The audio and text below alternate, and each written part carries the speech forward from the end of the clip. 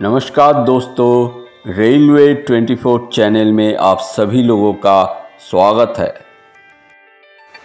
08121 Purulia Howrah MEMU inauguration special, Purulia junction to Howrah junction.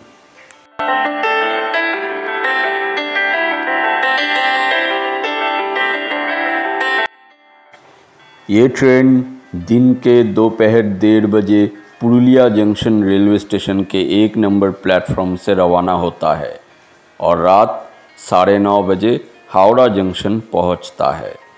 ये train Purulia से सिर्फ शनिवार को चलता है।